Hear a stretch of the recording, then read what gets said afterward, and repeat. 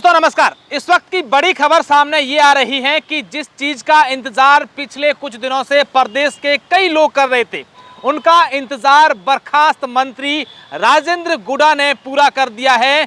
क्योंकि जिस लाल डायरी का जिक्र पूरे देश भर में पिछले कई दिनों से हो रहा था और हर कोई व्यक्ति यही जानना चाह रहा था कि आखिर उस लाल डायरी में क्या था, क्योंकि बर्खास्त मंत्री राजेंद्र गुडा ने विधानसभा सदन के अंदर लाल डायरी लहराई थी। उन्होंने कहा था कि इसमें कांग्रेस सरकार के काले चिट्ठे हैं, भ्रष्टाचार जो किए हैं, तमाम प्रकार की बातें उनमें होने की उन्होंने बात कही थी। और उसके बाद से उन्होंने डायरी विधानसभा के सदन के अंदर लहराई थी और उसके बाद पूरा का पूरा जो घटनाक्रम हुआ था वो आप सब लोग जानते हैं। लेकिन आज की बड़ी खबर यह है कि मंत्री राजेंद्र गुडा ने उस लाल डायरी के कथित तौर पर 3 पेज रिलीज कर दिए हैं और उस पेज में कई बड़े खुलासे हुए हैं। क्या है उस 3 पेज का राज और क्या पूरी बात कही है वो हम आपको समझाने की कोशिश करेंगे। लेकिन आपको बता दें कि लाल डायरी का जिक्र जिस तरीके से पिछले कुछ दिनों से पूरे प्रदेश भर में चल रहा था, उसके बाद हर कोई व्यक्ति यही कह रहा था कि आखिर उस लाल डायरी में राजेंद्र गुडा क्या लेकर आए हैं। और राजेंद्र गुडा ने इस लाल डायरी को लेकर कहा है कि जिस तरीके से ये कांग्रेस सरकार और गहलोत के मंत्री कुछ लोग हैं, कांग्रेस के लोग हैं, वो मुझे कह रहे हैं कि राजेंद्र गुडा हमें ब्लैकमेल कर रहे हैं। ऐसा नहीं है, बल्कि मैं उनको ब्लैकमेल नहीं कर रहा हूं, वो लोग मुझे ब्लैकमेल कर रहे हैं। और उन्होंने उस लाल डायरी के अंदर जो है मुख्यमंत्री अशोक गहलोत के बेटे और आरसीए के बीच लेन देन की बातें कोडमर्ड में होने की बात कही है। मुख्यमंत्री के पीए का भी जिक्र किया है और उन्होंने कहा है कि जो डायरी लाल पन्ने हैं उसमें जो लिखावट है वो राजस्थान सरकार के मंत्री धर्मेंद्र राठौड़ की है, ऐसा उनका दावा है।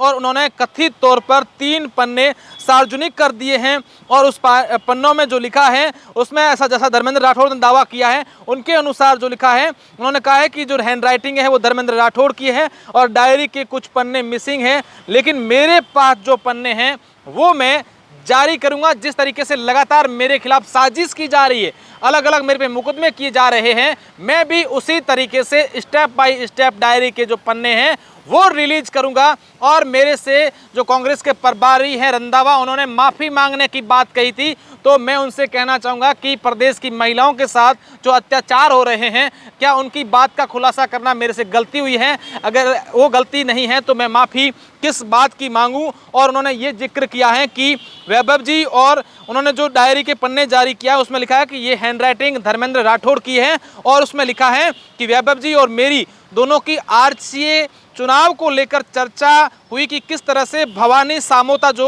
आरसीए के सेक्रेटरी हैं, उनके लोगों के पैसे नहीं दे रहे हैं। घर पर राजीव खन्ना और भवानी समोता आए, आरसीए चुनाव का हिसाब किया। भवानी समोता ज़्यादातर लोगों से वादा किया था वो पूरा नहीं किया है।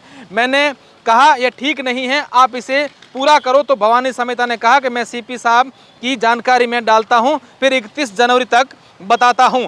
तो इस प्रकार की एक जो लाइन है उसमें भी रंधावा से माफ़ी मांगने की, रंधावा ने माफ़ी मांगने की जो बात कही वो बात हो, या फिर जो पन्नों का जिक्र किया है, इस प्रकार का जिक्र करते हुए राजेंद्र गुडा ने 3 पन्नों को जो है वो सार्वजनिक किया है। और उसके बाद ही आरोप भी लगाए हैं कि राजस्थान में कांग्रेस है ही नहीं। कांग्रेस कहाँ है? कांग्रेस अगर की बात करें तो गहलोत के एक जेब में रंधावा है और दूसरी जेब में डोटासरा है, इस प्रकार का आरोप उन्होंने लगाया है। तो इस वक्त की बड़ी खबर ये है कि बर्खास्त मंत्री राजेंद्र गुडा ने जो कथित रूप पर जो लाल डायरी थी उसके 3 पन्ने जारी किए। उन्होंने दावा किया है कि इस डायरी के अंदर जो लिखावट है वो राजस्थान सरकार के जो मंत्री हैं धर्मेंद्र राठौड़, उनकी लिखावट है और उनकी लिखावट जो है वो आरसीए को लेकर जो घोटाले हुए उस प्रकार की बात उन्होंने कही है।